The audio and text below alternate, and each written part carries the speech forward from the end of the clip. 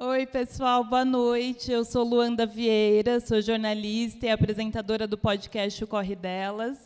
É um prazer e uma honra estar aqui para conversar sobre um assunto que, para mim, é tão importante, que eu tenho pensado muito, que é sobre acessar espaços e, quando a gente chega nele, a gente é acolhida, vale a pena acessar esses espaços? Eu acho que cada um aqui tem uma história para contar em relação a isso, acho que a opinião não é a mesma, mas acredito que é muito relevante a gente estar nesse espaço para falar isso, e principalmente no Papo de Tênis, que foi criado para exaltar a cultura hip-hop, que esse ano completou 51 anos, e, além de tudo, se apropriar de uma cultura que é nossa, de uma fala que é nossa, e não deixar com que a indústria esvazie o que é nosso de fato. Então, antes de... eu tenho um recado que eu não posso esquecer, que é desconto, e a gente gosta de desconto, né? Então, no mês de setembro, tem 10% de desconto no site. Quem está aqui com a gente, quem vai ouvir depois, 10% de desconto no site com o cupom Papo de Tênis, no site do Estúdio 78, 15% nas lojas, em qualquer produto.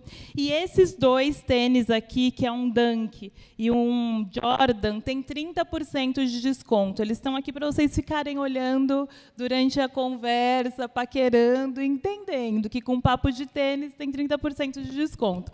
Mas vamos lá, eu queria que vocês começassem se apresentando brevemente para a gente esquentar essa conversa. Deixa eu passar aqui. Boa noite. Eu sou Catarina Marçal, sou publicitária. Eu tenho uma festa aqui em São Paulo que se chama Festa Punga, que esse ano completa 8 anos de existência. Drica, nessa... Drica, que já esteve com a gente em diversos outros momentos. E acho que é isso. Boa noite, gente. Eu sou a Drica Barbosa, eu sou cantora, MC de rap. Estou muito feliz de estar aqui com essas pessoas que eu admiro muito animada para esse papo também. Eu sou o Rico, adorei o convite, minha relação com tênis também fez um sentido assim, ao convite, e legal estar com todas vocês. É isso. Boa noite, eu sou a Ellen França, sou modelo, e estou muito feliz de estar aqui, falando um pouco sobre nossos pisantes, e vai ser uma troca muito legal. Obrigada.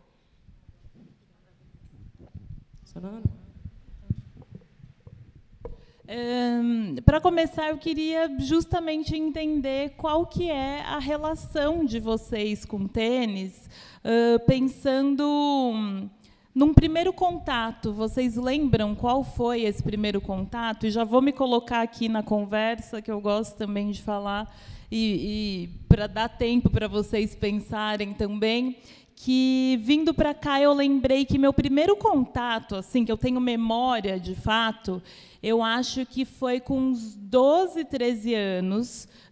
Meus pais sempre gostaram muito de tênis, enfim, usava bastante, mas minha mãe tinha um amigo que tinha uma filha que virou minha amiga, assim, eu a conheci, eu tinha 12, ela tinha 18, então era aquela irmã mais velha para mim, sabe? Eu sou filha única, tal. E a Suerda, ela ouvia Lauryn Hill, ouvia Racionais, ela que me apresentou essa cena musical. E um dia ela falou assim: vamos na Galeria do Rock? Eu falei: vamos sim. E aí fui e cheguei lá e vi aquela infinidade de tênis, sabe? Eu acho que foi a primeira vez que eu olhei para o tênis e falei: nossa, eu me vejo ali, eu me sinto nesse lugar. Eu acho que esse calçado foi feito para mim. Então, foi muito interessante relembrar quando, de fato, eu me apaixonei por tênis, e foi nesse momento que eu acho interessante que tem uma ligação com a música também, sabe? Então, queria saber de vocês, qual é a primeira memória que vocês têm com tênis? A primeira memória que eu tenho com tênis foi numa propaganda da Caloi. Eu nem lembro quantos anos eu tinha, e era um rebook todo branco, assim, que era totalmente diferente de todas as coisas que eu via no meu entorno, na escola, enfim, porque aí tem isso também, né, um recorte. E muito engraçado você falar da galeria, porque eu acho que, para todo mundo aqui, foi um reduto, né? A gente consegue se encontrar por lá, enfim. Eu só tive contato de novo com esse tênis, enfim, indo na galeria muito tempo depois. E aí de entender que é totalmente diferente do recorte, né? Diferente dos tênis que minha mãe ou minha irmã usava, era um outro universo, assim, olhar para aquilo, ir na galeria e se identificar com aquilo e falar, acho que é isso aqui que eu gosto, totalmente diferente, era outra coisa, assim. Então esse foi o primeiro contato que eu tive. Nossa, eu estava buscando aqui. Foram em algumas camadas, mas falando duas importantes, assim. Eu desde criança eu usava muita coisa de brechó. E então era muito também o que tinha do meu tamanho, era o que dava para acessar, e foi muito importante para mim ter esse acesso dessa forma, mas eu não tinha esse poder de escolha ainda, né? Tipo, eu quero um tênis desse tamanho. E aí o primeiro tênis que me vem, que foi essa realização de, nossa, eu posso comprar um tênis que é uma referência que eu sempre vi nos filmes e clipes de rap, né? E aí eu falava, nossa, eu queria um tênis assim, porque essa coisa da imagem dentro do hip-hop sempre foi muito forte, uma expressão muito forte. E aí eu me lembro que foi um Superstar, o primeiro que eu comprei, assim, parcelei em 4 vezes, eu lembro até hoje, ele foi R$200, e parcelei em 4, e dividi com a minha irmã, porque a gente calça o mesmo tamanho, e aquele tênis foi muito importante para mim, porque ele me representou para mim o meu amor pelo hip-hop, né? Porque aquele tênis trazia essa expressão do hip-hop, mas também a minha independência de escolha, sabe? Então, foi um momento muito marcante, assim.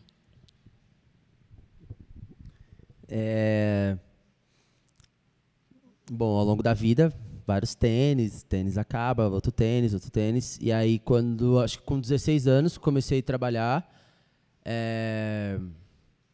Eu comecei a dedicar o dinheiro que me sobrava a ter tênis e juntar os que eu gostava, os que eu já queria, os que eu acompanhava, os que eu talvez tivesse na minha cabeça ali que eram mais raros.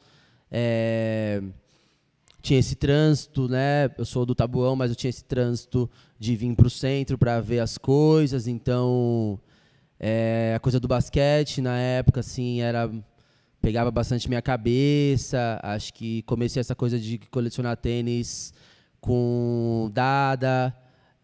Eu lembro que lá tinha um Dada, tinha aquelas coisas do T-Mac que eram acho que da Adidas no momento. Aí vieram os Jordans. E fui junto fazendo uma coleção, assim, que depois... Eu morava sozinho já, e aí teve algum dia que entraram na minha casa e todos os tênis foram embora.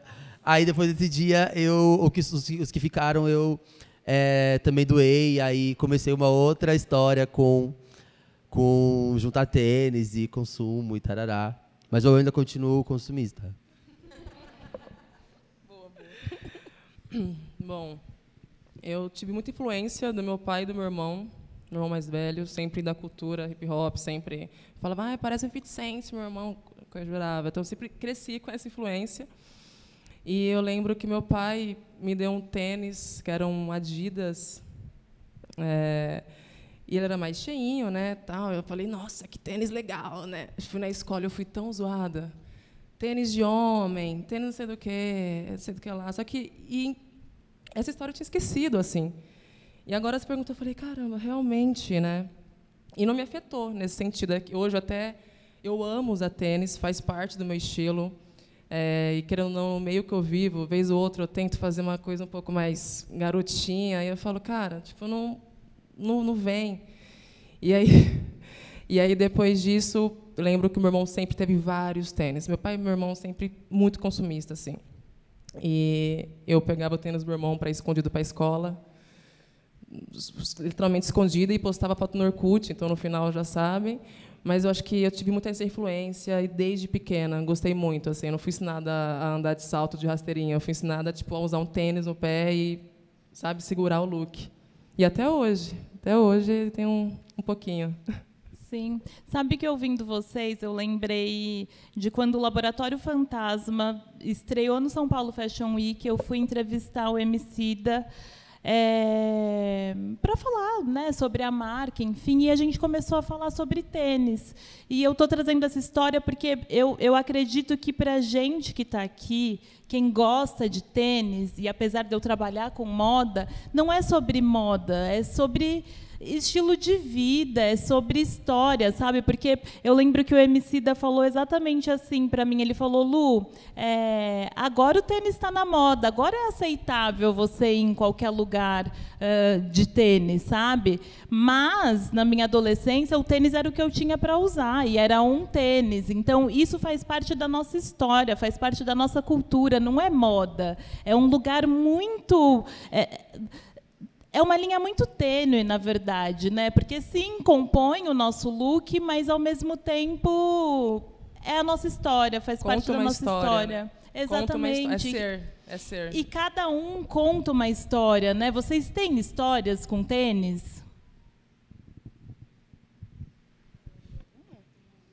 Eu acho que eu posso contar um momento importante também.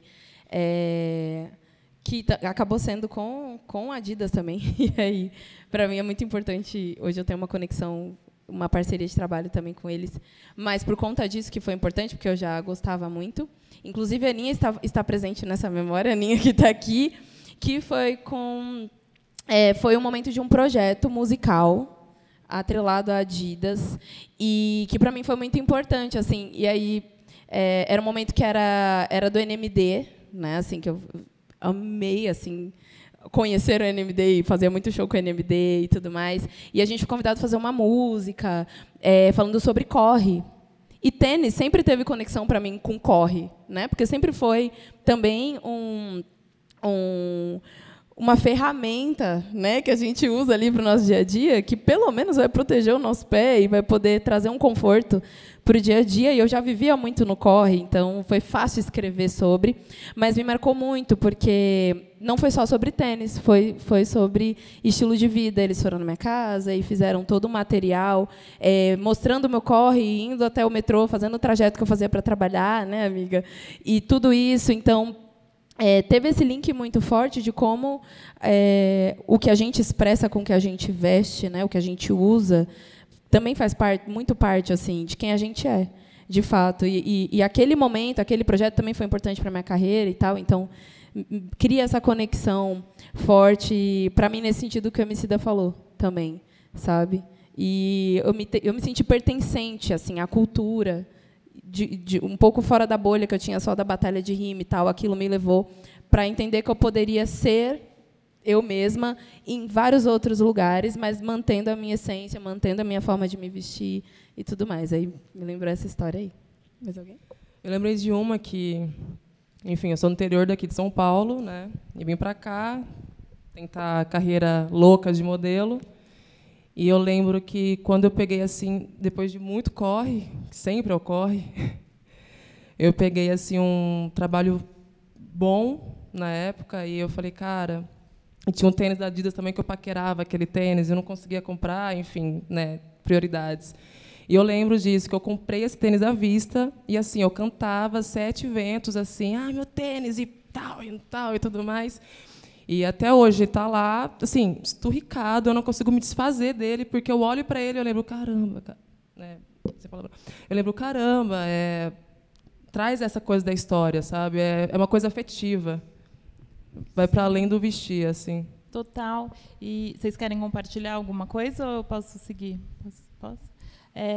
E pensando aí no tênis como identidade, de fato, eu queria que vocês me falassem, hoje em dia, né, que a relação é outra, enfim, o que faz vocês comprarem um tênis? Que mensagem vocês querem passar quando vocês compram determinados modelos, quando vocês escolhem o tênis para vir aqui hoje ou para qualquer ocasião? Todos os tênis que eu tenho são afetivos. São coisas que, em algum momento, eu quis comprar e não comprei. São, sei lá, que me remete a alguma música que eu gosto. Tem algum clipe que eu assisti e eu queria muito. Então, todos os tênis, o que me motiva, o porquê que eu uso, é sempre afetivo. Assim, é sempre ligado a algo que é muito, muito meu. Assim. Então, eu compro e eu espero, eu guardo dinheiro, porque é sempre muito ligado a uma satisfação mesmo pessoal, assim, é muito afetivo. Sim, para mim é a mesma coisa. Assim, eu me identifico muito. É muito afetiva essa escolha. Também a história por trás de alguns tênis, tipo, que eu tô hoje, eu sou muito fã da Beyoncé, tipo, muito. E então, né, quando ela fez essa parceria com a Adidas, eu fiquei alucinada. Então me remete muito tudo isso. E os meus tênis, eles também contam a minha história, assim. Sabe, desde aquele primeiro Superstar, e aí foi contando a minha história. Eu acho que isso é muito hip hop, sabe, assim. Aí eu me identifico muito nesse sentido. Eu bato o olho e imagino os momentos que eu vou usar aquele tênis, o que encaixa nele, que encaixa com o que eu já tenho, coisas que eu já escolho de peças. E também muito nesse sentido, tipo, eu vi alguém que eu curto muito e estava usando e tipo, pô, é minha cara também. Eu acho que esse lugar de conexão é muito bonito também, sabe?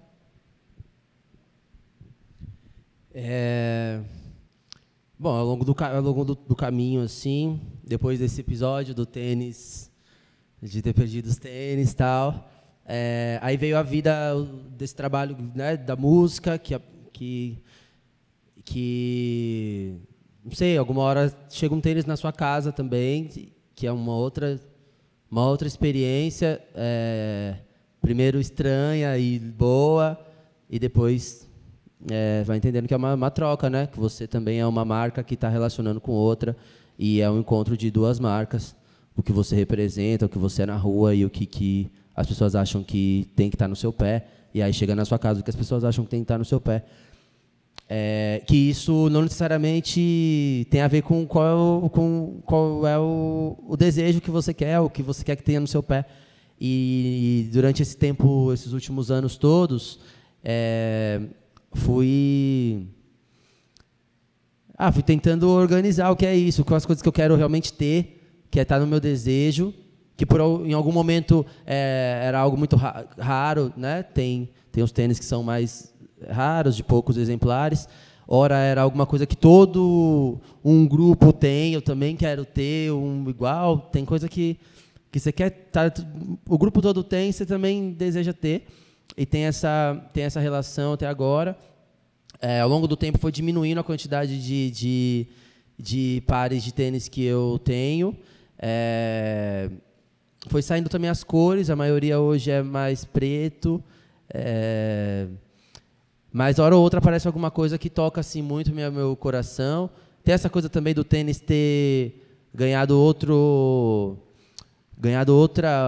intenção e outra força fora das grandes marcas, e as marcas de luxo também desenvolverem seus tênis, e isso também, hora ou outra, vem alguma tecnologia, alguma coisa que é especial, e essa é a toada da continuação da minha relação com o tênis, que ela vai mudando enquanto a vida vai mudando, de 3 em 3, 4 em 4, de, sei lá, 10 em 10 anos, na minha cabeça, mas eu ainda sou uma pessoa que uso o tênis para me defender, assim, na minha imagem. Eu acho que tem um pouco do afetivo também, de ver um tênis que tem uma história, ou esse aqui mesmo que eu fui atrás, que eu vi a Beyoncé usando, eu falei, que tênis é esse? Vou usar. E é um tênis que eu não vejo por aí, então, quando eu quero causar impacto mesmo, eu uso. Hoje tem essa questão do afetivo, só que eu não vou mentir, tem a questão também porque o tênis, para mim, ele consegue ser o look, sabe? Ele consegue fazer a história sozinho, assim. Então, eu gosto de tênis chamativo, gosto de tênis que marca a presença. Eu acho que é mais por aí. Sim. E, Rico, eu queria aproveitar que você falou sobre a questão de receber, né? Acho que a gente que trabalha com imagem passa por esse momento de receber marcas e tudo mais. Sei que já teve esse assunto aqui no papo, mas eu queria muito ouvir de você como é que você lida com talvez uma marca que chega e que não tem a ver com você exatamente. E eu pergunto isso porque acho que entre a comunidade negra a gente tem uma questão que eu estava até conversando com a Drica, que é a questão da escassez, o medo de não ter outra oportunidade. Então, de repente, chegou um negócio ali que nem é a sua cara, mas putz, essa marca está me olhando. Sabe? Como é que você lidou com isso no começo e como você vem lidando com isso?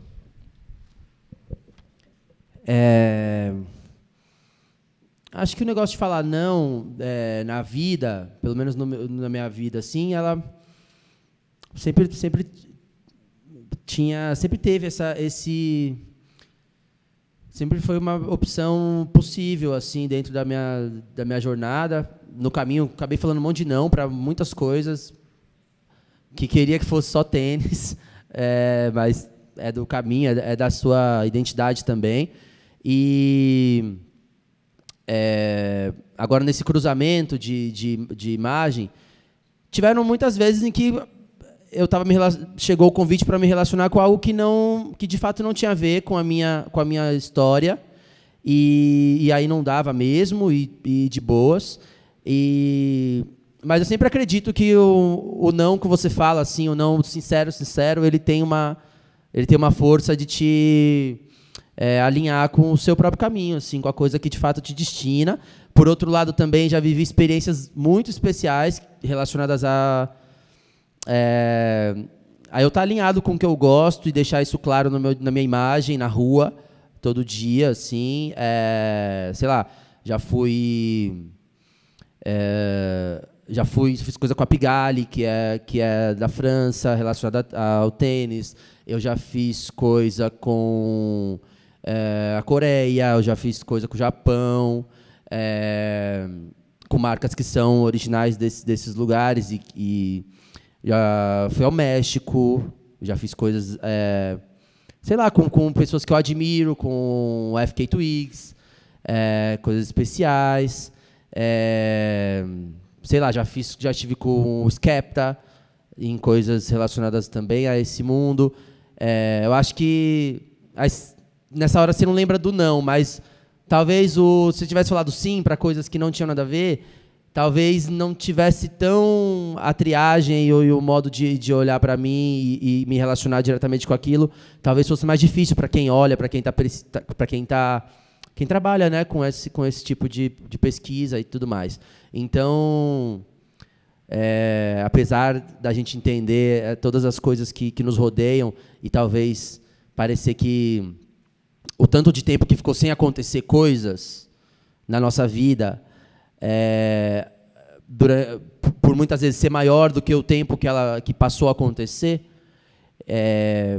parece que a gente tem que falar sim, porque é rápido, pode ser que acabe e tudo mais. Eu acho que o não é a parada. Eu acho que o não é a parada, a ausência, enfim, as coisas que outra força, outro ponto de força tem a ver com a sua, sei lá, você tem uma coisa única. Cada pessoa que tem uma coisa única, e às vezes você se distrai da sua coisa única pela coisa que te totaliza, que te une, que te coloca num grupo, com pertencimento e tal, e te distrai da coisa única, mas a sua coisa única é a que vai... Ou que ninguém vai te dar nada, ou que não vai acontecer nada, mas que vai acontecer alguma coisa, porque é a sua, entendeu? Acho que vale mais a sua e nada do que várias e não ser você. Total, e eu acho que a questão do não também garante a nossa sanidade mental, né? Garante com que a gente não adoeça, de fato. Vocês querem comentar sobre essa questão?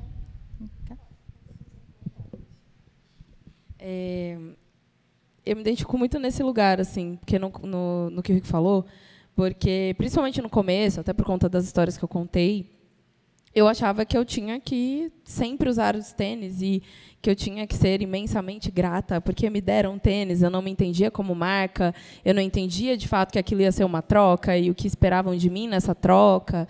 E também por conta de, na verdade, eu ainda estar num processo, um processo longo, mas também muito profundo e íntimo, com como eu me expresso para além da música.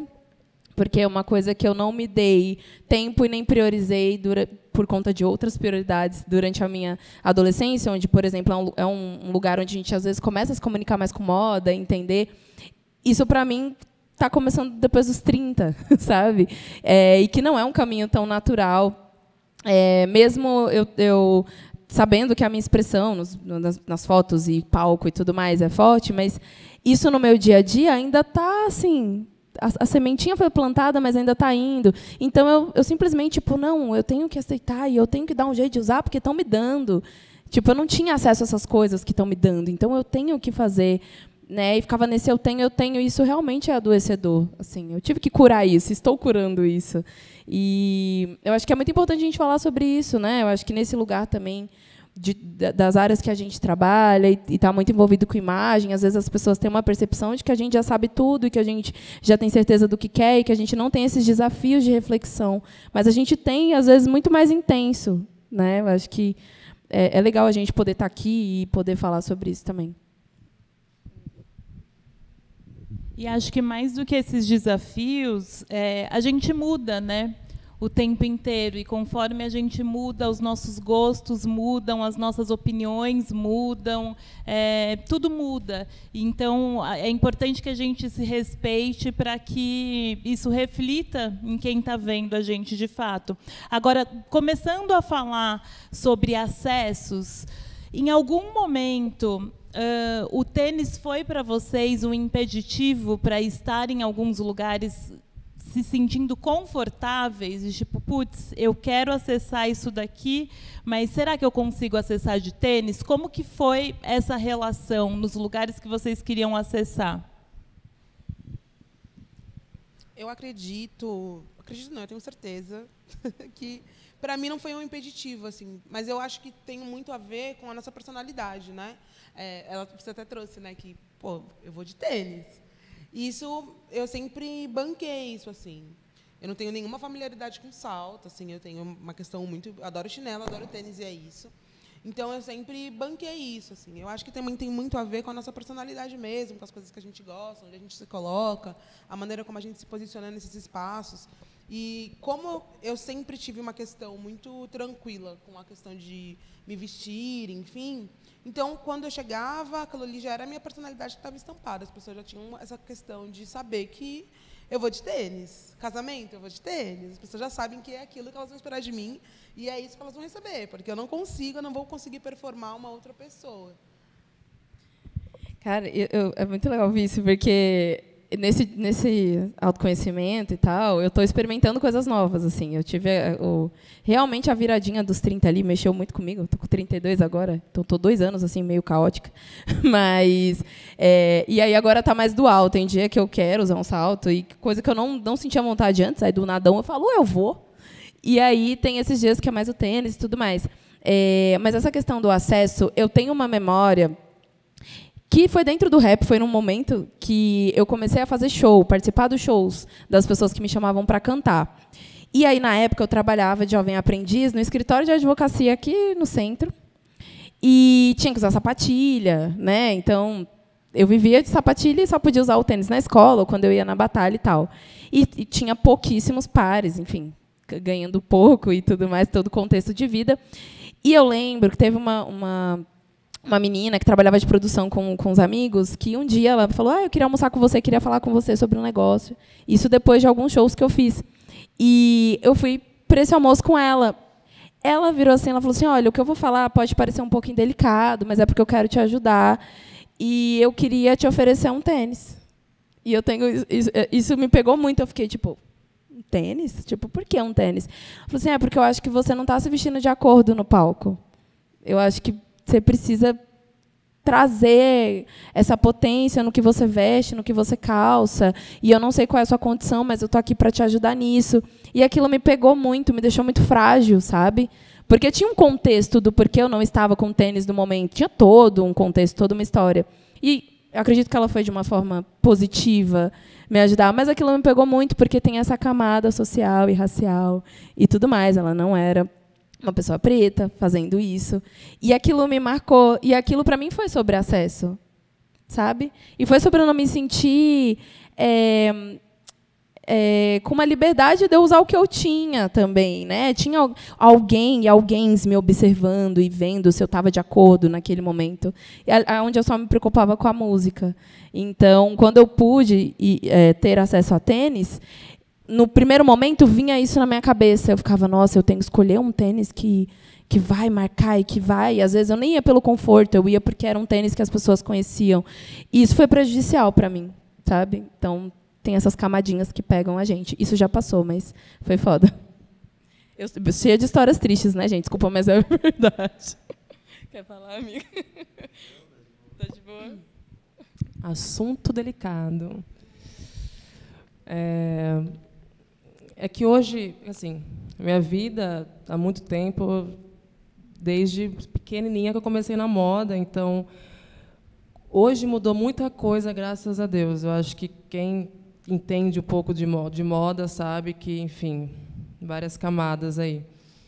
Mas, quando eu cheguei, eles queriam muito criar uma personalidade para a gente. Ah, você combina com isso. Então, assim, tudo menos tênis, né? Então, fiquei muito tempo na minha vida. Até hoje é legal o modelo ter personalidade, modelo ter voz. Antes não era assim.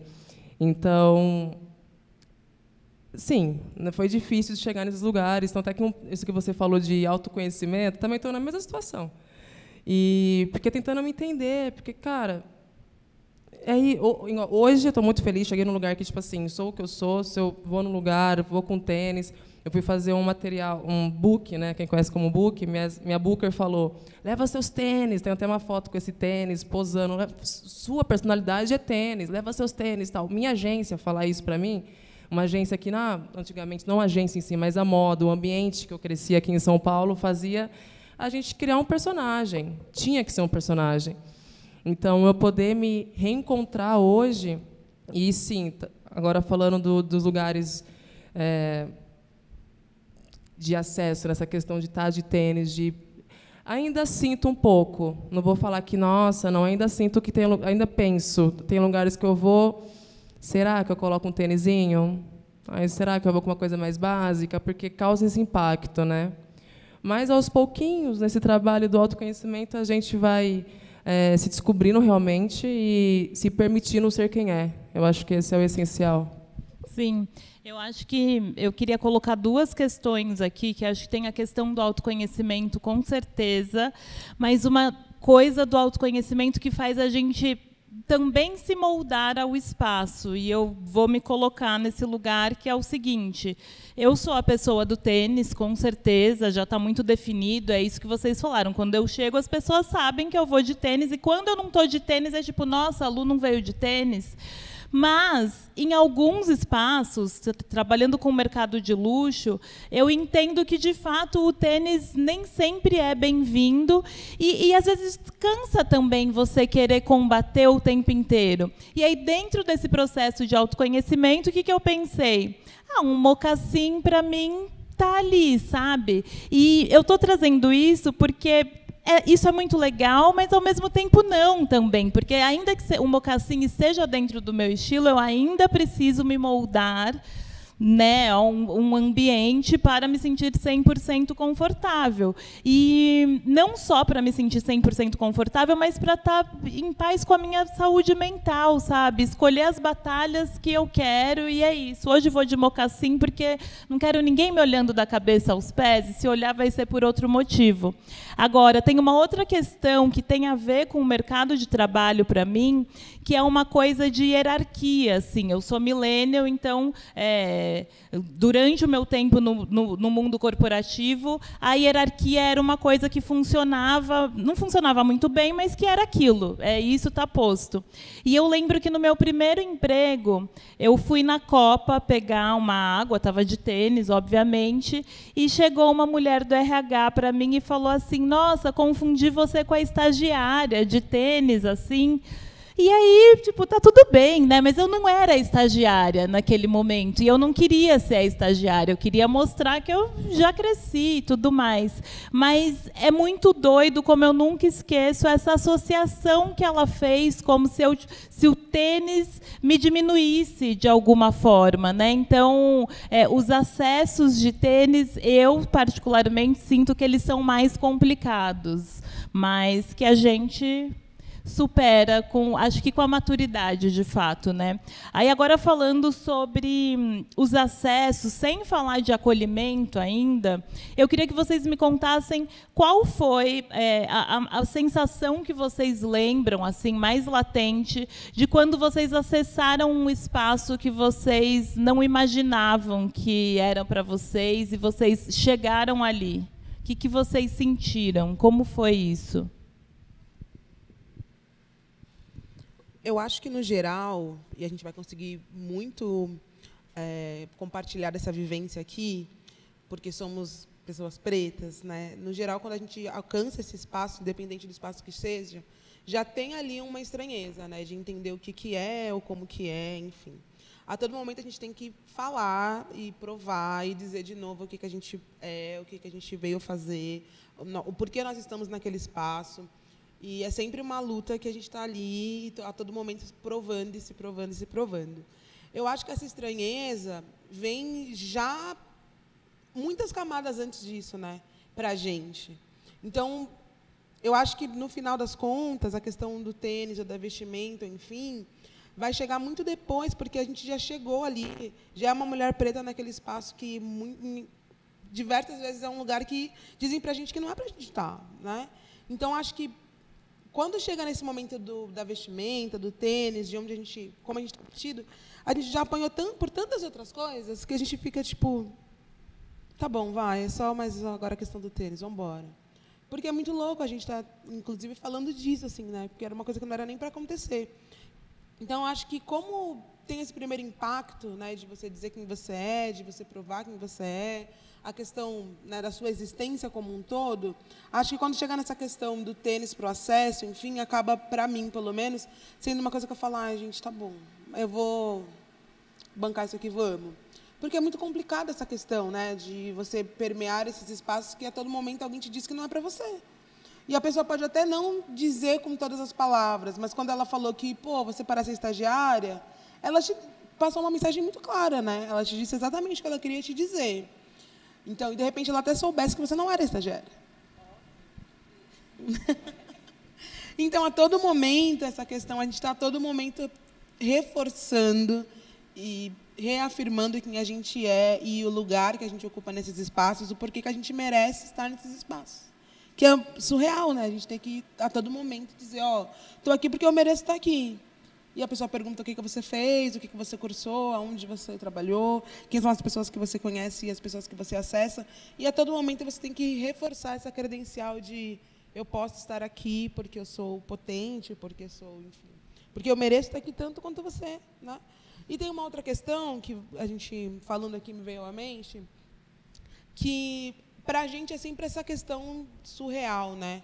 Mas eu lembro muito nítido, assim, desses espaços de tênis, enfim, que uma das pessoas que trabalhavam comigo, que eram pessoas, né, brancas, é legal para elas, né? É descolado. É descolado. E aí, para a gente, é sempre uma questão, é sempre um problema, é sempre uma luta, né? E para eles é descolado, é muito tranquilo, assim, né? Deve ser muito legal existir sendo uma pessoa branca, sem ter que provar nada para ninguém, né? Eu tenho que beber água. Eu lembrei de um episódio. Gente, eu tenho coisas boas, tá, na minha vida. Né, amiga? Eu só estou trazendo. Mas, enfim, são coisas que eu não posso controlar da nossa sociedade. Mas me lembrou uma coisa muito foda, assim, que eu acho que é importante compartilhar, que é sobre acesso também, mas foi nesse âmbito de coisas que eu pude acessar depois que eu me tornei artista e pude cantar em palcos diferentes. Na verdade, em palcos, né? Primeiro comecei na rua, que para mim é importantíssimo que a gente esteja, e depois comecei a acessar palcos, festivais, outros locais, que também, durante essa ascensão, me permitiram ter uma stylist e acessar acervos e coisas que eu não tinha conhecimento, e eu me sentia muito, tipo, eu posso escolher aqui, eu posso ficar provando e tudo mais. Teve um episódio bem complicado, que eu passei num acervo aqui de São Paulo, bem famoso, assim. Eu estava com a minha stylist e ela tinha marcado horário para eu ir e tudo mais. Estava lá escolhendo roupa, eu estava com a minha irmã, que na época era criança, e ia deixar ela na escola depois. Então estava toda aquela vibe, né? Vou escolher a roupa do show e tudo mais. E ela pegando as roupas para mim, eu provando a roupa, e chegou um cara, uma pessoa lá, era amigo da dona. E chegou lá, e aí ele estava todo, e não deu bom dia, acho que era dia, não deu bom dia nem nada. Falei, tudo bem, né? Falo de educação, mas tudo bem. Mas já não gostei da energia.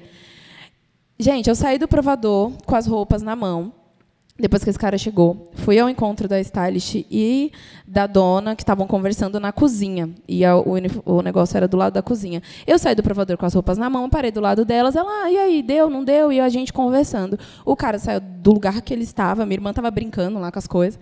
O cara saiu de onde ele estava, que eu não sei aonde. Atravessou a conversa, passou no meio delas, olhou para a minha cara e falou, pode pegar uma água para mim? Aquela coisinha que a gente sempre vê acontecendo. E aí ele ficou esperando, assim, olhando para minha cara. E eu, tipo, eu não trabalho aqui. Foi a única coisa que eu consegui responder, e elas duas ficaram, sabe? E isso me pega muito, porque foi um momento ali que era muito bonito para mim, né? E tal. Aí eu falei que a gente ia ficar triste, mas me lembra muito isso, porque era um lugar que eu pude acessar, que normalmente pessoas pretas não acessam, de ter esse poder de escolha, né? E de ter essa ajuda de outro profissional e poder bancar isso e tal. Então, tudo aquilo era uma realização. Minha irmãzinha estava ali, e aí uma pessoa branca, um homem branco, foi lá e acabou com aquela minha experiência. Então, é sempre um lugar de celebração e de, tipo, poucas ideias, porque eu continuei, vou continuar acessando esses lugares, mas é um lugar muito frágil, porque eu sempre tenho que ficar, eu acho que todos nós aqui, mesmo tendo a consciência da potência que cada um temos, a gente sempre tem que ficar na defensiva, a gente sempre tem que esperar alguma coisa e estar preparado para o que pode acontecer, porque até aquela pessoa entender o que você está fazendo ali e quem você é naquele espaço, para ela não interessa, ela vai te tratar mal, independente. Se ela quiser, ela vai te tratar mal, e a gente está aberto a isso, sabe? Sim, Drica. Sim. Sim. Já aconteceu coisas dessa ordem, enfim, né? Inúmeras. Mas chegar a lugares que você que é da ordem do seu sonho, tipo, também tem essa coisa, você quer ver um filme, ver uma revista, abre o celular, aí você vê uma coisa, eu queria estar lá. Às vezes é um lugar que tem um grupo de pessoas que está naquele lugar, ou é uma única pessoa, ou enfim, ou é um lugar onde as pessoas vão lá, sei lá, para pedir alguém namoro, sabe? Tipo, o que você vê no filme. São muitas coisas, muitos lugares. E que você, hora ou outra, de alguma maneira, às vezes rola, né? Por N razões. E nem associando nada disso à meritocracia, nem nada. Às vezes rola. E tem essa experiência de choque quando você chega em determinados lugares. Acho que, na minha vida, os lugares mais legais que eu consegui acessar eram lugares que estavam no meu plano. Sei lá, eu tenho uma parede lá na minha casa, tem um monte de post-it, com um monte de coisa, de lugar, coisas, nomes, pessoas, amigos, inimigos, rivais, pessoas que eu me identifico. E, enfim, uma estratégia, um traço, um lugar, uma coisa que é do meu desejo. E na maioria desses lugares quando eu cheguei e fui nesses lugares, eles estavam no meu plano. Eu fiz alguma coisa para que eu estivesse naquele lugar, não caí lá de alegre. Eu acho que é um pouco raro, inclusive, né? Muito inocente da nossa parte achar que qualquer lugar que a gente, desse conjunto aqui, de grupo de humanos, chega porque rolou exatamente, mas você se movimentou e às vezes dá bom. E então eu estava ali, e você está ali, tanto esse combo de vigilâncias que acontecem na cabeça da gente, de coisas e microtraumas e microfantasmas que você acha que vai acontecer lá, que às vezes não acontece também, e é mó maravilha, é mó legal. E eu tô falando não só de coisa do trabalho, sei lá, às vezes é um baile de carnaval, mano. Às vezes é uma coisa muito besta, que você já fica assim, mas vão achar que, se eu for assim, vão achar que eu tô trabalhando. Essas coisas. E aí não acontece nada, você é mó feliz, beija feliz, você vai ser feliz. Só vai ser feliz. Tem muita coisa muito especial, e tem dia que é só especial. Então, acho que chegar nesses lugares, na maioria das vezes é porque você se movimentou nessa direção, de estar neles, inevitavelmente a gente não despreza esse imaginário da violência que pode se sofrer, mas também o desejo de desfrutar, ele ainda é o que move, né? Às vezes, porque a gente tem muito mais a coisa de desistir de querer estar num lugar, desistir de querer parcelar um sonho, desistir de querer. É mais desistir de querer do que insistir em querer. Se a gente for falar aqui sobre coisas que estão no nosso livrinho ali de coisas que a gente quer. Então, já vai com esse monte de vigilância, esse monte de negativa, esse monte de coisa. E talvez eu ainda acredito muito na insistência em fazer por partes, em parcelar o sonho e fazer ele rolar, mais essas coisas. E quando chegar lá a gente vê, tá ligado? Quando chegar lá a gente vamos torcer para que não seja violento, vamos torcer para que não seja desesperador, para que a gente não seja colocado numa situação vexatória e que a gente seja só feliz. Acho que, né, é tão parcelar e criar estratégias para viver um sonho, tem que ser para você desfrutar. Não só, tipo, eu cheguei aqui agora faz a foto e vai embora. Tipo, não dá, tem que ser para você viver, gozar daquilo. E que esse pá é o que se leva para a alma, assim, né? O cheiro, a flor, as coisas naturais que vão estar nessa sua experiência. Tô tentando pôr tudo isso em prática, tá? Também.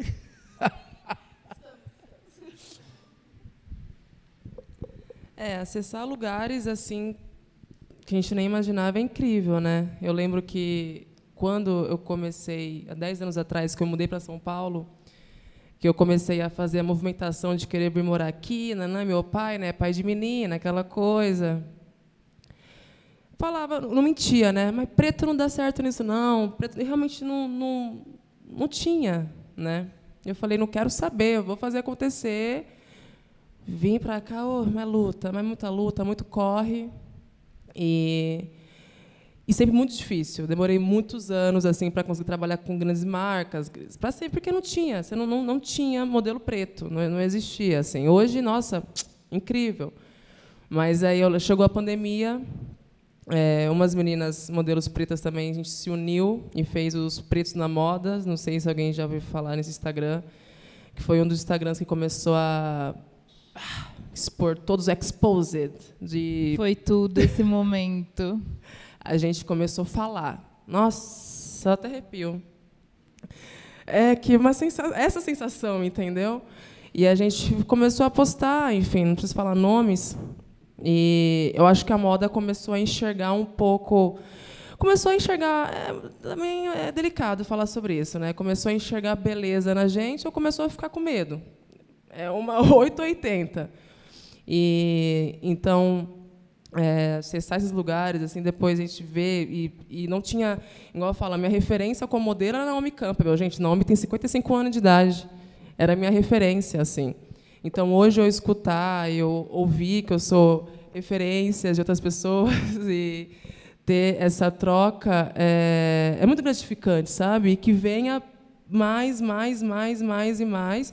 E, mesmo assim, falando sobre a moda, que, enfim, é a minha vida, a gente vê aí marcas que, 11 anos de existência, trabalharam com uma preta agora, a primeira vez. Então, assim, ainda é um trabalho, ainda é um passinho de formiguinha, mas... que a gente vai conquistando cada vez mais e glorificando disso. Sim, e falando da moda, né, propriamente dita, que é a área que eu atuo também, e por isso sei muito mais, não sei como está nas outras, mas eu sinto que a gente está vivendo um momento de vários passos para trás, quase que como se já fizemos aqui na pandemia o Black Lives Matter, sabe, colocamos ali o quadrado preto, agora vamos deixar a galera um pouco ali, vamos seguir como se nada tivesse acontecido, sabe? E sinto que os acessos também dão para a gente essa falsa sensação de que as coisas estão mudando, mas ainda tem alguém dominando esse jogo, né? E acho, talvez eu saiba a resposta, mas acho que a pergunta da noite é: vocês se sentem acolhidos nos espaços que vocês ocupam? E posso até começar falando assim que eu não me sinto acolhida, mas eu me sinto com medo, acho, porque os espaços que eu ocupo, eu sinto que eles são... As pessoas têm medo de errar, né, de falar alguma coisa errada, de que eu reclame de alguma coisa, e fica aquela tensão no ar. Então, eu definitivamente não me sinto acolhida em nenhum espaço que eu frequento, daqueles que as pessoas acham que não era para eu estar ali, sabe? Então, eu estou o tempo inteiro, o medo é o que me rege o tempo inteiro, porque eu também fico na retaguarda de, daqui a pouco vão falar alguma coisa e eu vou ter que me posicionar, ou eu vou ter que engolir. Então, acho que o acolhimento, para mim, não existe, é sempre o medo. E como é isso para vocês? Acho que para a gente, né, falando dessa área da comunicação, né, não tem como, né? Eu trabalhando ali com publicidade em algumas agências, essa questão do acolhimento não acontece, assim. E eu sinto essa mesma sensação de parece que você está sempre ali, pronta para o que der e vier, porque alguém, em algum momento, vai falar alguma coisa e você vai ter que se posicionar. E quando você se posiciona e você fala, daí você vira uma pessoa palestrinha, né? E aí, qualquer momento alguém vai vir a falar para você, mas isso aqui é racismo? E você, todo momento, tem que ficar falando e perguntando, e, enfim. Eu acho que, para a publicidade, ainda é muito, muito, muito, muito escassa essa questão do acolhimento. Assim. Não me sinto acolhida fazendo as coisas que eu faço, principalmente na posição, assim, né? Porque hoje eu sou head de gestão e, quando dá um problema, alguém fala, você pode chamar seu chefe? Então, a todo momento, você tem que ficar ali. Não tem um acolhimento, né? Você tem que ficar provando e provando e provando. Eu não me sinto acolhida nesse espaço. Por outro lado, eu acho que, para as outras coisas que a gente faz, né, a gente está aqui hoje, e eu acho que é um lugar seguro para a gente falar de acolhimento. Assim, muita gente preta, é um projeto que está aqui. E eu acho que tem uma questão que, como você colocou, esse espaço é como se fosse um espaço que não era para a gente alcançar, e quando a gente chega, a todo momento alguém vai te dizer que não é para você estar ali. Com ações ou com palavras, enfim. Alguém vai dizer para você que não é para você estar ali. Ou alguém vai te provar, por A mais B, que você é como se fosse realmente a cota. Assim, porque, falando de agência ainda, eu trabalho numa agência hoje que tem eu e mais uma pessoa preta. Então, assim, não é ainda, né? Por mais que a gente fale muito, e por mais que a questão da publicidade tenha andado bastante, né? Tem muita galera, né? Muita gente preta agora, né? E diversos movimentos que falam sobre isso, sobre os pretos na publicidade, na moda, na comunicação no geral. A todo momento alguém vai te dizer que, não, né? E ao mesmo tempo que aumenta muito o fluxo, quando você olha na outra ponta, não está acontecendo. Porque se na agência que eu trabalho, do tamanho da agência que tem 2 pessoas pretas, alguma coisa não está acontecendo de fato como, né? E a gente tem uma falsa ilusão de acolhimento, de pertencimento, enfim, e de estar naquele espaço, mas quantas pessoas de fato ocupam cargos relevantes estando naquele espaço? Porque, quando eu falo de pessoas pretas na agência de publicidade, eu não estou falando da tia da Copa, né? E aí, quantas pessoas de fato ocupam aquele espaço, pertencem àquele espaço, né? Então, eu acho que ainda não sei se em algum momento de fato serei, mas não me sinto acolhida nesses espaços. Caramba, né? E aí, o que falar da música, né, minha gente? Eu sinto mesmo que você, e que vocês, na verdade, assim. Eu me sinto acolhida em espaço onde tem os meus, onde tem pessoas que entendem as camadas por trás da música que eu faço, da minha postura, do que eu falo, a importância de eu estar naquele lugar. Onde eu estou, que não tem essas pessoas que têm essa consciência, não há acolhimento de forma alguma. Ainda mais em espaços onde eu tenho que transitar, de eventos e coisas que tem outros artistas, e aí aquela coisa dos números, é relevante, não é relevante? Quem é aquela pessoa? Vamos ver quantos seguidores ela tem, porque a partir disso ela terá uma relevância. Se a arte dela for boa o bastante, vai ter milhões de plays. Então tem todas essas coisas que são camadas muito tensas, assim, e é essa mesma sensação de sentir que você tem que provar, tipo assim, não, o que eu faço tem qualidade, sim. Não é isso que vai delimitar o que eu faço. O que eu faço tem qualidade. O propósito é alcançado no que eu faço. E não é sobre número. Né? Número, para mim, os números são pessoas. Eu cheguei nas pessoas e elas acolheram o que eu estou falando. Esse é o meu propósito. Mas é tenso viver assim. É a partir da tensão, mas também é a partir dessa força que a gente tem que ficar alimentando e alimentando e alimentando para poder estar inteiro ali e bancar mesmo o que você é, sabe? Então, não há. Assim, a gente cria com os nossos espaços de acolhimento onde não tem. É o que eu sinto sendo, né, da área da música e do mercado, que é um mata-mata, né? E que a gente tem que estar muito certo, muito pé no chão do que a gente quer, onde a gente quer chegar e de quem a gente quer que esteja ali com a gente também, sabe? E acessando a nossa arte. Eu acho que é isso. Por favor. Vou fazer um adendo rapidinho. Muito de encontro com o que você falou e com o que eu disse também desse espaço aqui, por exemplo, ser um espaço de acolhimento, né? Eu acho que esse ódio que a gente acaba sentindo dessa situação toda nos motiva a criar tantas outras coisas, né? Como a Festa Punga, como o Papo de Tênis, como a página que você falou, né? A respeito de... Porque a gente, em algum momento, tem que se articular para pegar isso e fazer... Peraí, eu vou colocar aqui, eu vou me sentir acolhido aqui. Preciso disso. Eu acho que, embora seja uma coisa muito ruim, traz uma coisa muito legal de a gente se articular e criar espaços e movimentos que, de fato, nos acolham e que tenham a nossa expressão no mundo, né? Eu sempre falo que a Festa Punga é minha verdade no mundo, porque é isso, eu coloco todas as coisas que eu quero fazer lá. Então, acho que esse ódio também pode ser uma motriz de coisa boa, mas a que custo, né? Babado? É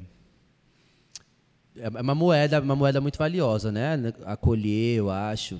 Desenvolver a habilidade de acolher é uma moeda muito valiosa e que é uma condição humana acolher, eu acho.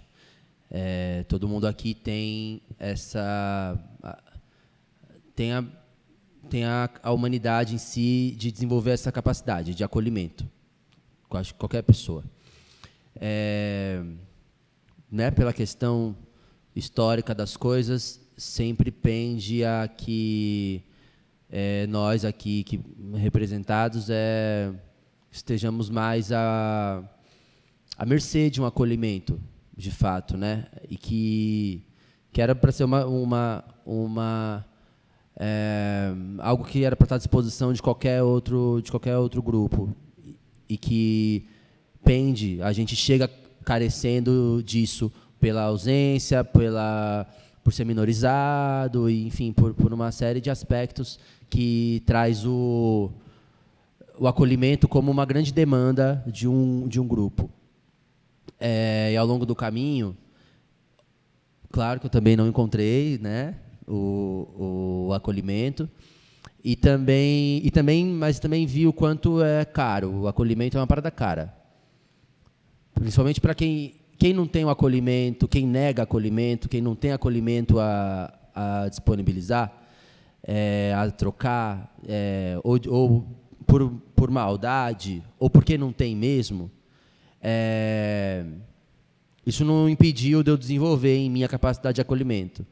Desenvolver em mim a capacidade de notar o local, notar as pessoas, inclusive identificar a necessidade de acolhimento de aspectos que em mim são alimentados pela minha família, pelos meus amigos, e que são déficits e, né, o acolhimento, ele na verdade ele está tentando dar conta de um déficit assim de alguma humanidade que é negada, né, no fim das contas, e que no caminho isso me valeu muito, assim, ter acolhido onde eu não recebi acolhimento, construiu muitas das vezes umas viradas assim de situação, umas viradas de chave.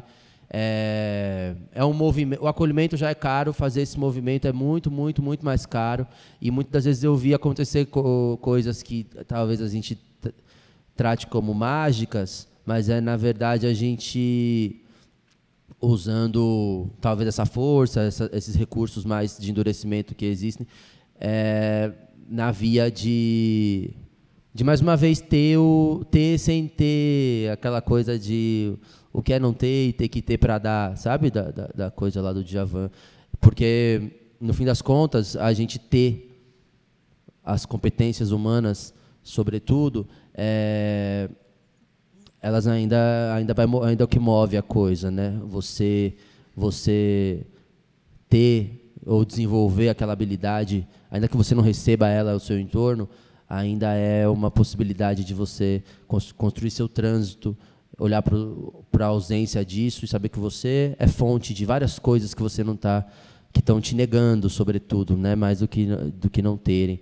E eu penso no acolhimento e muitas outras coisas que eu também não encontro no meu caminho, e que, quando eu não encontro no meu caminho, eu penso que é algo que eu preciso dar uma estudada, que eu preciso ter isso.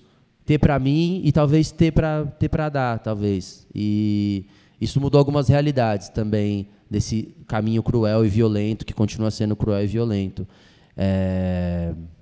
Fiz grandes amizades, inclusive, nesse negócio aí de saber um pouquinho sobre acolher, sobre alguma coisa. Acho que, não sei, as tecnologias e os desenvolvimentos de pessoas pretas para construir seus trânsitos são muito peculiares, e cada um vai ter o seu jeito de fazer seu trânsito, e de encontrar força para fazer seu movimento.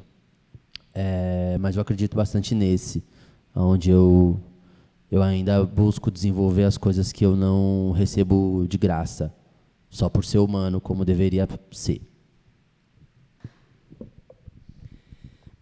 Bom, respondendo a pergunta, eu acho que não acolhe, meio óbvio, assim. Eu sempre brinco que tem a Ellen CPF e a Ellen CNPJ. Porque, querendo ou não, eu sou uma coisa só. Meu trabalho, meu pessoal é uma coisa que se mistura. Eu acho que isso até me ajudou um pouco na questão de se entender. Porque, quando eu estou a Ellen CPF, que seria a questão do acesso, a questão do trabalho, e, na sinceridade, eu nem espero que acolhem, assim. Porque aquilo que a gente viu, que a gente sabe, que eu falei, que você falou da questão de ficou na pandemia, é um jogo. Esse negócio, no final, acaba sendo um jogo, pode ser duro ou não.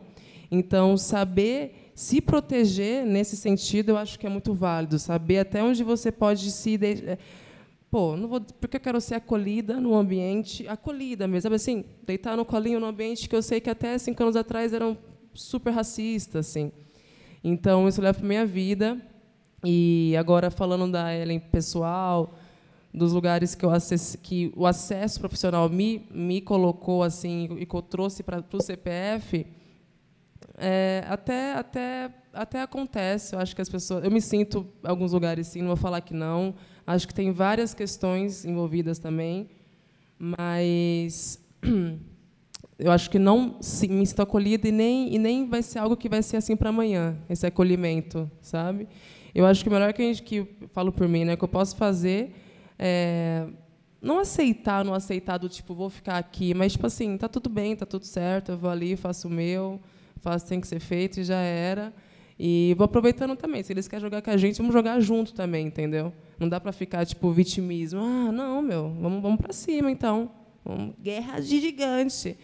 E eu acho que é mais ou menos por aí. Acho que o pessoal falou bastante, aí bem profundo. Quando você diz, né, também não vou ficar parado aqui, eu lembrei que uma vez me falaram na revista que eu trabalhava que eu só estava sendo... Porque eu tive muitas promoções muito rápido, mas só eu sei o quanto eu trabalhei para ter aquelas promoções, e meu burnout está aí, que não deixa mentir. E uma menina chegou para mim e falou assim: você sabe que você só está sendo promovida e tendo esse destaque e cargos porque você é negra, e agora a empresa precisa de pessoas negras em cargo de liderança. E aí, assim, por mais que você sabe qual é o seu valor, não é fácil você ouvir uma coisa dessa na sua cara, até porque você jamais falaria isso para uma pessoa, e você pensa, ninguém nunca vai falar isso para mim, né? Porque a audácia é muito grande, assim. Então você fica meio que ali sem reação. Mas no dia seguinte, naquela coisa de ir para casa, dormir, acordar, eu pensei isso, eu falei, bom, se eles estão me usando, para mim também é importante ter essa visibilidade, é importante que mulheres negras me vejam aqui sendo editora de moda e queiram fazer jornalismo e tudo mais. Então a gente começa a criar essas estratégias, né, de se estão usando, eu também vou usar.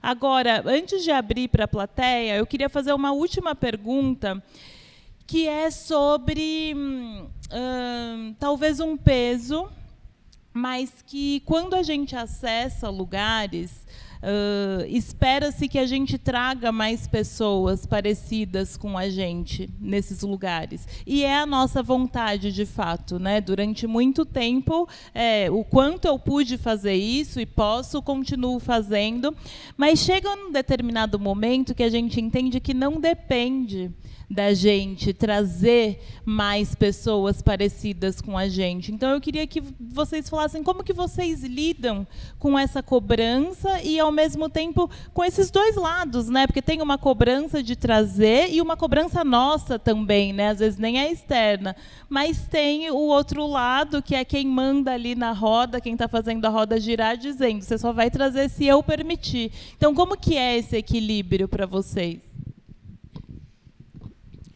Para mim, no geral, sempre que eu posso, se eu já entrei, eu deixo um pezinho ali na porta para aquela frestinha e a outra pessoa entrar. Mas eu concordo muito com o que você disse, que, putz, às vezes, quase sempre, né, não depende da gente. Mas eu deixo isso muito claro também. Eu falo, eu vou tentar até aqui. Se eu conseguir, é legal. Se eu não conseguir, a gente vai tentar de outra forma. Em algum momento isso vai acontecer. Mas eu não pego esse peso para mim, porque eu sei que não sou eu que movimento aquela roda. Então, sempre que eu posso, eu puxo, mas se em algum momento eu não conseguir, de fato, fazer com que mais pessoas estejam naquele espaço, eu entendo que não depende de mim, sabe? Não depende mesmo. Nossa, total. Eu acho que entra num lugar que eu acho que bate muito para a gente, que a gente, a maioria das vezes, a gente é a primeira pessoa a ascender de visibilidade financeiramente dentro da nossa família. E, com isso, vem essa pressão de responsabilidade de movimentar a vida de todas essas pessoas, muitas vezes, antes da nossa própria, que foi o que aconteceu comigo, sabe? De eu primeiro colocar, trazer mais conforto, mais segurança para as pessoas que eu amo, que são da minha família, antes mesmo de eu me colocar num lugar mais seguro, porque tem toda essa pressão, todas essas camadas. E, além disso, ainda tem essa questão que as pessoas não entendem, o que é por trás de onde a gente está, como que funciona, o quanto a gente dedica de tempo, dinheiro e, enfim, com todas essas outras coisas da vida, né, por trás do CNPJ, que são coisas que pressionam a gente todos os dias, assim. Então, a vontade é sempre essa. A minha vontade é sempre trazer cada vez mais pessoas a partir da minha entrada em algum lugar. Mas isso, muitas vezes, demanda algo que eu não tenho controle, demanda um dinheiro que eu não tenho acesso ainda e que espero ter um dia para poder fazer isso, mas que as pessoas acham que eu já tenho, porque tem toda uma questão visual, ainda mais nessa era digital e das redes sociais, que as pessoas acham que a gente acessa muito mais, né, do que é a verdade. Então tem todas essas camadas de tipo gente da minha própria família, assim, né, parentes que acham que eu tô assim nadando no dinheiro porque eu sou artista. Então tem todo esse imaginário construído também que a gente tem que falar, opa, peraí, vamos vir aqui, deixa eu te explicar como funciona. Eu estou aberta a sempre que possível trazer alguém, mas nem sempre é possível, sabe? E viver com isso é difícil, é muita terapia.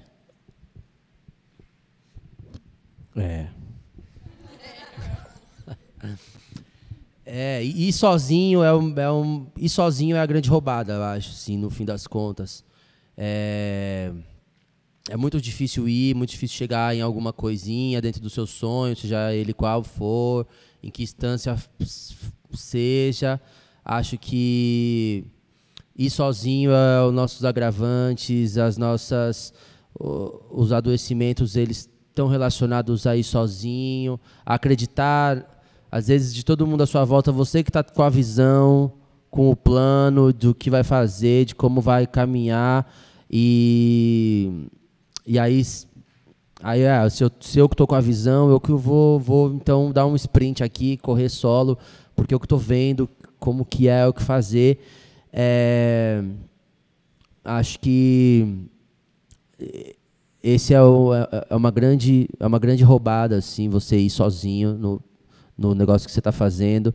Pode ser você na frente, você com mais força, mas é importante ter alguém te assistindo, ter alguém na sua retaguarda, alguém com quem você compartilha, alguém que você pode ser 99% e a outra parte 1%, mas que tenha mais outra pessoa. A falta desse reflexo coloca a gente a se distrair, a confundir, a se estranhar também no processo de construção de qualquer coisa, assim. Acho que ao longo do caminho eu já tive algumas mudanças assim, né, de rota, mudanças de grupo, mudanças de equipe, mas tem 1, 2 pessoas que são as mesmas que estão ali desde o primeiro instante.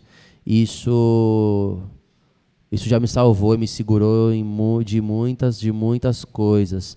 E em algum momento, às vezes parece que você está diminuindo a sua força porque você também porque você não vai deixar de caminhar, você não vai fazer o movimento que você quer fazer porque está faltando ainda combustível, força nas pessoas que estão com você ali do lado, mesmo que seja 1 ou 2, e aí você reduz o seu ritmo. Mas eu ainda acho que cada vez que eu cheguei em algum voo bonito, alguma coisa bonita, e tinha essas pessoas lá, parece que é isso, sabe? Parece que deu bom. E já tiveram vezes que eu estava extremamente sozinho, cheguei em alguma coisa extremamente sozinho, solitário, e não é maneiro, não é legal, tá ligado? Se você tem um aliado, alguém para estar do lado, parece que você vai colher menos ou vai demorar mais para colher, às vezes, por uma diferença de força, de propósito. Mas olha, essa pessoa, ainda que ela tenha só 1% da força e você 99%, é alguém, tá ligado? E sozinho é bastante prejudicial, tá ligado? Em muitas formas. E achar um jeito de levar mais alguém parece que é menos saudável e menos possível de prosperar muitas das vezes, mas eu acredito ainda que ter alguém, caminhar, ter alguém na retaguarda é ainda um jeito. É muito triste, às vezes, visualizar a solidão. Tá ligado? Às vezes é triste saber que estão visualizando a sua solidão. Tá ligado? Isso é tão triste quanto o que de fato possa ser verdade.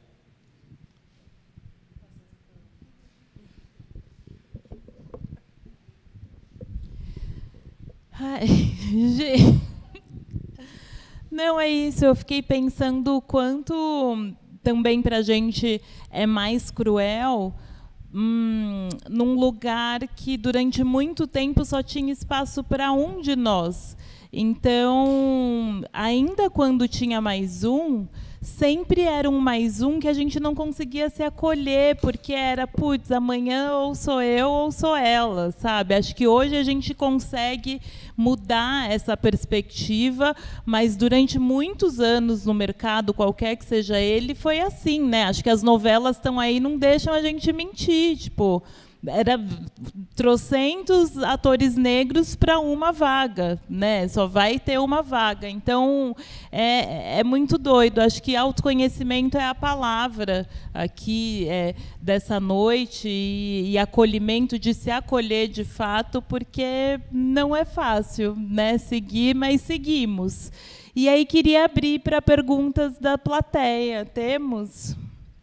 Acredito que, como a Drica falou, né, às vezes foi a primeira pessoa da família a poder escolher uma profissão, a poder caminhar, né, dentro desse percurso de ascensão.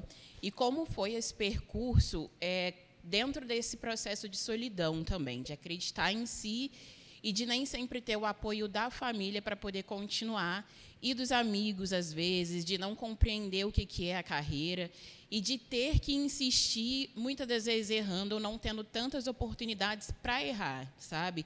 Esse processo que a gente, às vezes, hoje tem um pouco mais de clareza, que você alcança errando, mas entendendo que a gente, como pessoa preta, como ela também já disse, nem sempre tem a oportunidade de errar dentro desses espaços, mas tendo a urgência de chegar, tanto por nós, quanto pela nossa família, e para manter, né, o nosso emocional, para a gente poder sentir essa sensação de alcançar lugares, para a gente poder conquistar todas as nossas coisas, os nossos planos, dentro daquilo que a gente escuta dentro da música, vendo os tênis que a gente vê nos clipes, e se espelhando, muitas vezes, naquilo que os artistas cantam, né? Acredito que vocês que estão cantando, ou as pessoas que representam esses espaços dentro de eventos ou dentro da moda também, têm um significado para além daquilo que vocês, às vezes, conseguem enxergar de fato, né? A gente que está como público se espelha e enxerga vocês como força, e, às vezes, uma força que a gente não tem ao nosso redor, né? Para guiar esse caminho que às vezes é meio solitário mesmo. Mas eu queria ouvir um pouco mais de como foi esse processo de vocês para poder manter a força e guiar, né?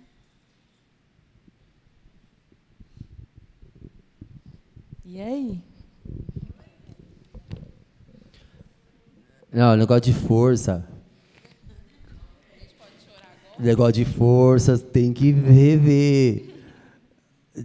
Mas aparentar forte também é uma moeda, né? É uma coisa. Tem um monte de coisa que vale porque aparenta o que vale.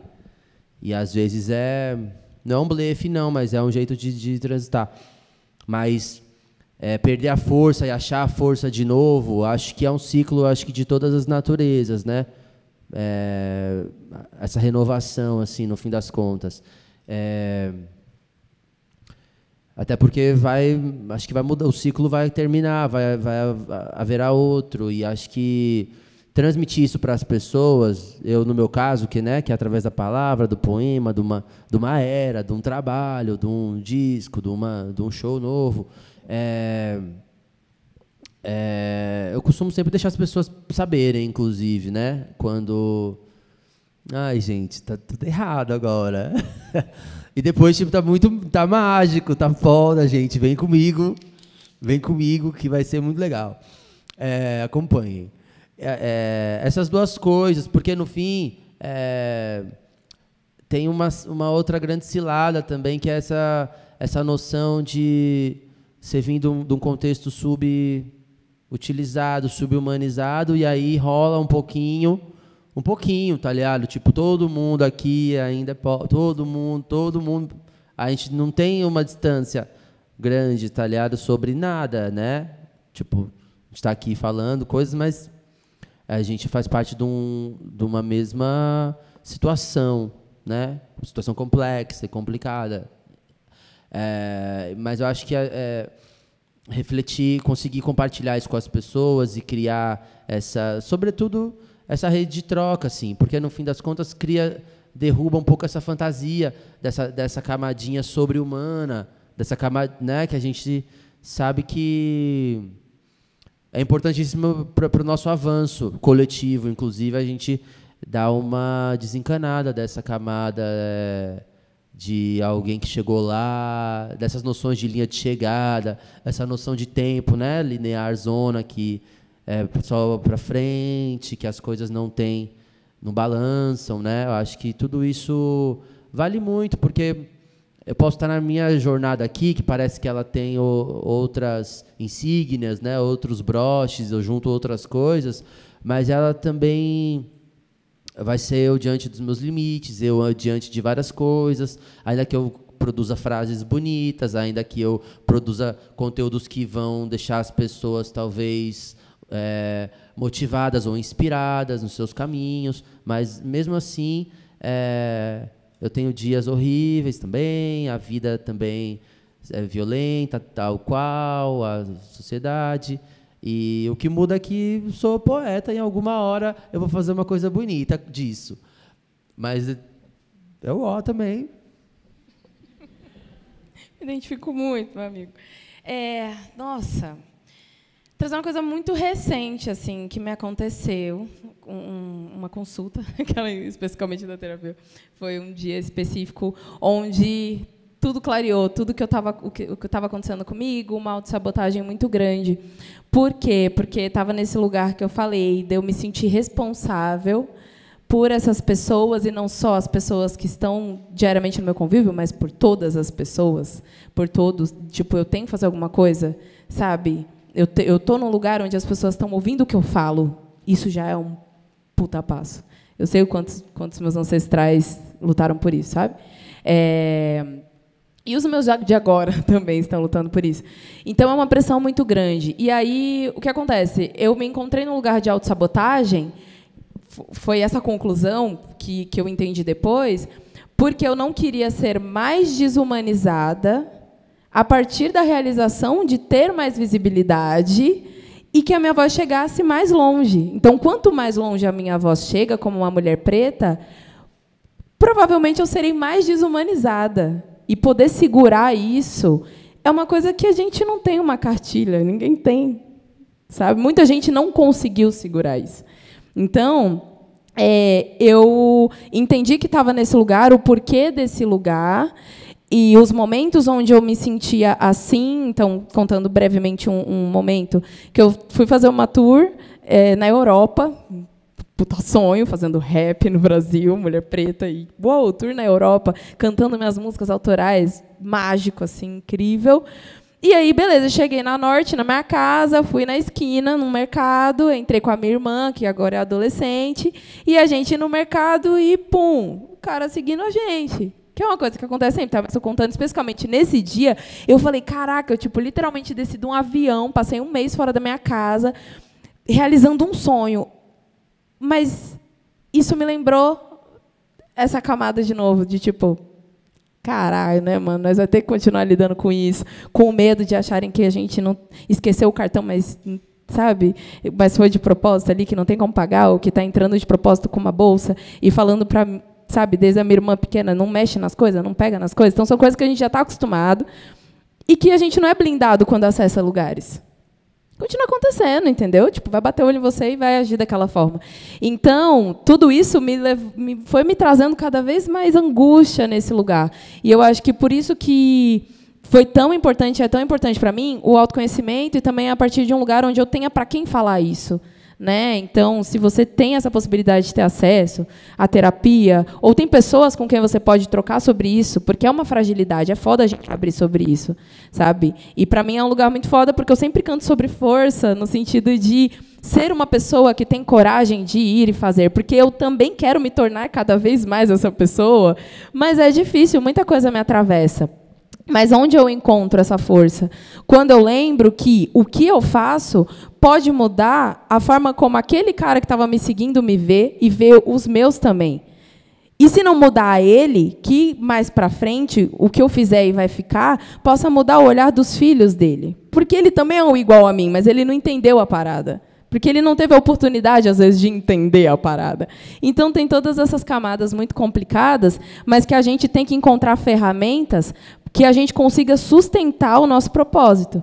Então, eu sempre lembro o porquê que eu estou fazendo isso, por que eu estou aqui, nesse lugar, por que eu estou tão frágil, tão aberta com a minha poesia, com a minha arte, com a minha imagem. É por causa disso, porque eu sei que alguma coisinha eu vou mudar na vida de alguém, e isso é muito mais poderoso do que o meu medo da desumanização, porque isso eu já venho enfrentando a vida toda. E se aumentar, eu vou me agarrar ainda mais a essas ferramentas para conseguir me manter, sabe? Acho que é isso. Segurando. O buquê é brincadeira. Mais alguma, gente? Tá, agora vai, né? Peraí, vou ali primeiro, tá?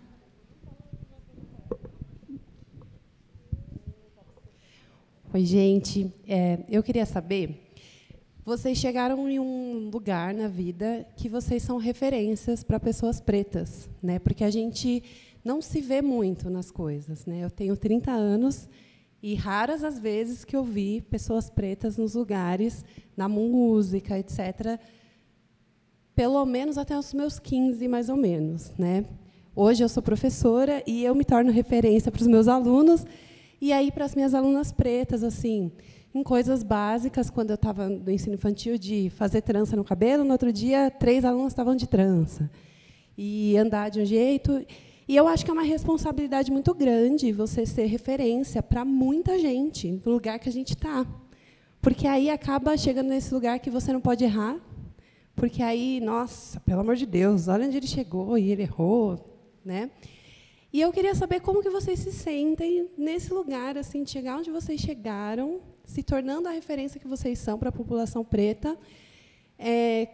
Existe um peso, uma autocobrança, algo relacionado a isso? Ou, para vocês, tudo bem errar e as pessoas têm que entender que eu erro porque eu sou ser humano também? Quem quer?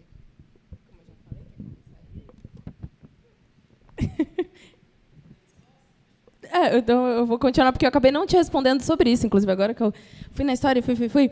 Mas essa questão do erro, ela entra nesse mesmo lugar aí, sabe? A gente sente que, se eu errar, fudeu, vou perder tudo que eu fiz até agora. As pessoas não vão entender o meu erro, porque elas não entendem mesmo, e só está piorando essa situação, né? Como se não errassem também, como se também fosse errado ser humano, sabe assim? E tem esse pedestal que as pessoas colocam a gente, porque a gente está acessando esses lugares onde a gente não se via, onde a gente não viu os nossos. Então, como assim? Você não pode errar de forma alguma. Você está ocupando uma coisa que eu também quero e que a gente também merece, sabe? Mas, a gente está aqui nessa jornada muito louca, tentando entender o que a gente está fazendo aqui, de fato, e lidando com tantas coisas que, se a gente não se permitir errar, é adoecimento e, para ir, é só para pior. É terminar uma jornada que podia ser muito importante, independente do que você faça, sabe? Eu acho que demorou para eu entender o lugar do erro, mesmo eu sendo muito consciente de quem eu sou, da minha humanidade, eu fui tomada por esse medo dessa desumanização. Porque eu sabia que quanto mais eu avançasse, senão eu me permitia errar. E quanto mais eu tivesse a chance de errar, a oportunidade de errar, eu podia acabar com tudo que eu lutei pra caralho para conseguir até agora. E não só por mim, mas poderia diminuir o conforto e a segurança da minha família também. Que a gente ainda está no corre, sabe? O pouquinho que já foi. Então, eu acho que é isso. Eu acho que é um aprendizado. Eu acho que isso também é parte da gente entender que a gente está numa jornada e ser mais gentil com a gente. Porque o mundo não é, sabe? Acho que a gente tem que, pelo menos, entender como ser com a gente, assim.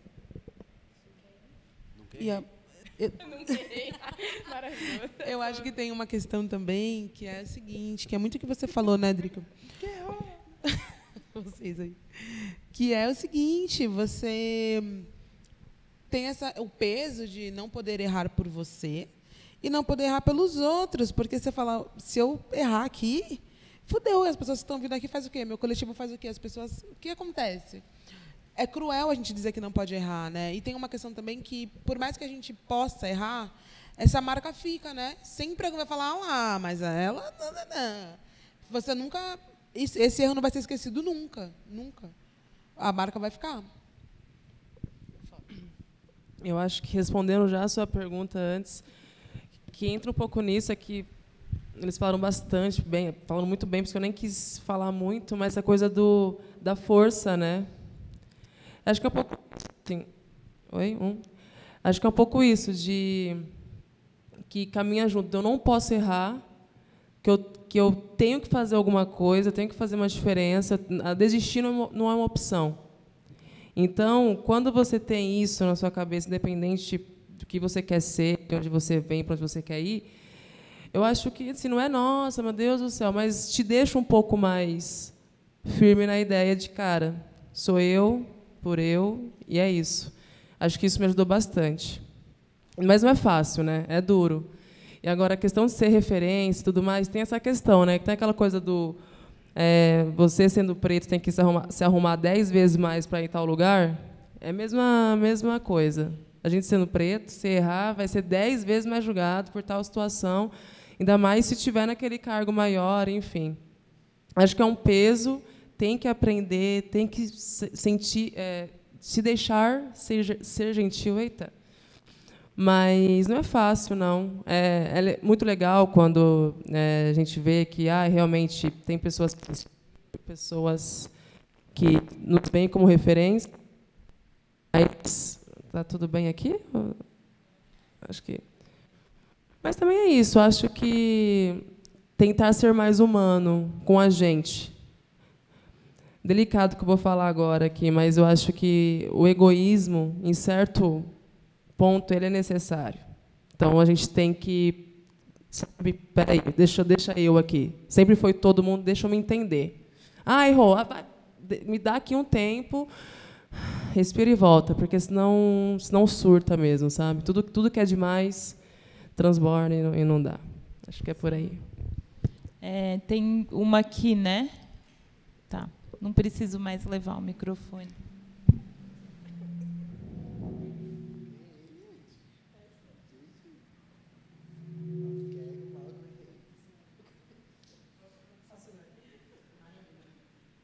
Boa noite, gente.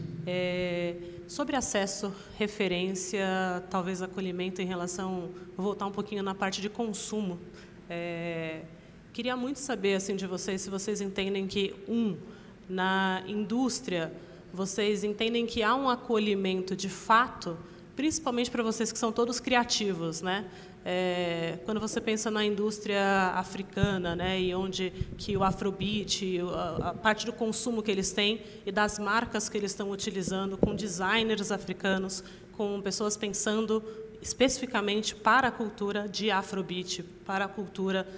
eu queria saber se vocês têm alguma relação disso em relação à cultura brasileira, porque eu vejo muita gente querendo replicar tudo que está no hype, tudo que está nos Estados Unidos, enfim, eu queria mais pegar para isso em relação a se vocês entendem que a indústria no consumo, se ele tem esse acolhimento pensando no que vocês de fato querem consumir e o quanto que isso está disponível e acessível para vocês.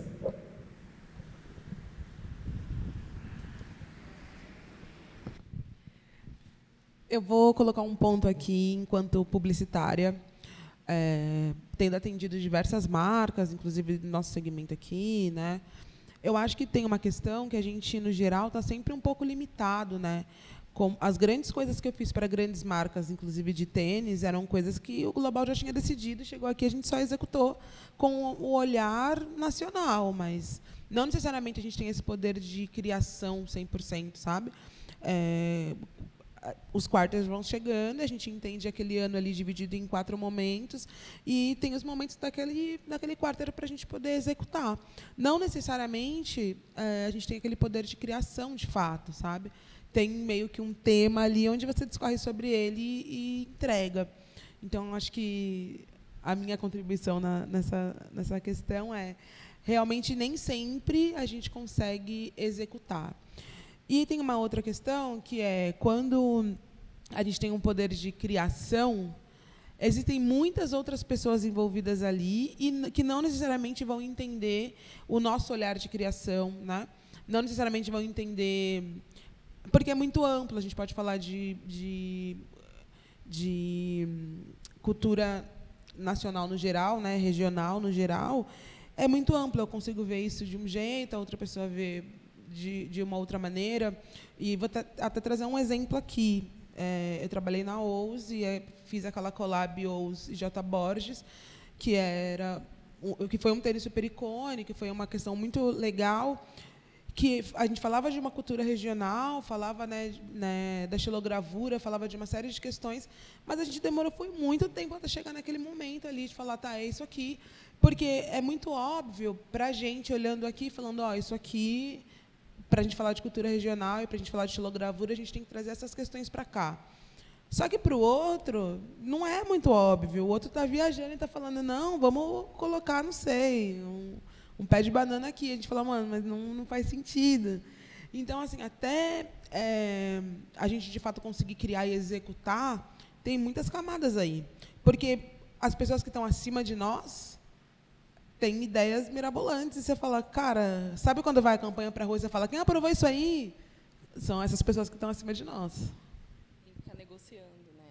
Eu acho que eu nem vou falar muito porque eu ia falar exatamente isso, assim, eu concordo muito com ela, que é nesse lugar, assim, a gente tem que ficar ali negociando o que dá e o que não dá, porque é muito essa sensação de, putz, mas se me chamarem, se eu não fizer, talvez não vão fazer com outra pessoa que vai trazer o que eu quero trazer aqui, com o propósito que eu tenho, né?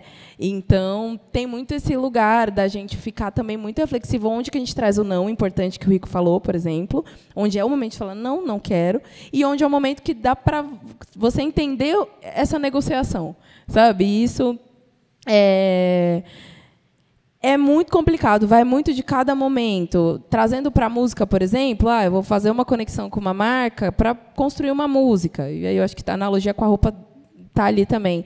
Mas aí vai ter que ter uma negociação, dependendo do estágio que eu estou da minha carreira, se eu posso falar, não, eu quero fazer tudo, eu quero escolher desde o beat até o que vai ser falado, ou se no momento que eu estou, vai ser negociável para mim, deles falarem, olha, mas a gente precisa de tantas palavras aqui que a gente vai pôr numa lista para você, e se eu vou estar de acordo com aquilo, se aquilo vai bater com o que eu quero passar. Porque aquilo vai mexer com a minha arte diretamente. Eu acho que tem a ver com imagem também nesse sentido. Você está carregando uma peça, um tênis, que está levando uma história de uma marca que tem que fazer sentido para você, né?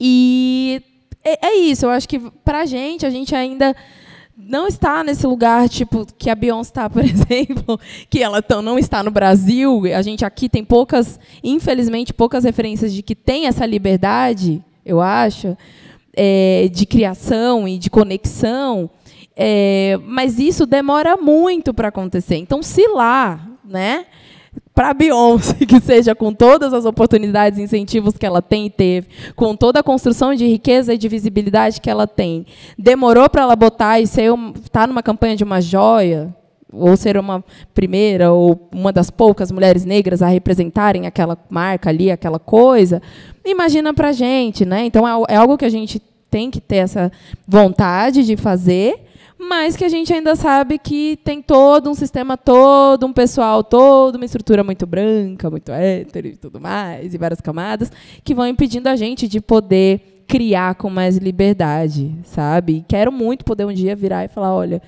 isso aqui foi pensado para mim, junto com a marca, ou com, enfim, sabe? Eu acho que a gente vai chegar lá. Então, acho que chegamos ao fim, né? Queria agradecer vocês pela partilha, generosidade, e vocês que estão aqui por toda a escuta e participação. Foi uma honra fazer parte desse Papo de Tênis. Espero encontrar todos vocês em breve. Obrigada.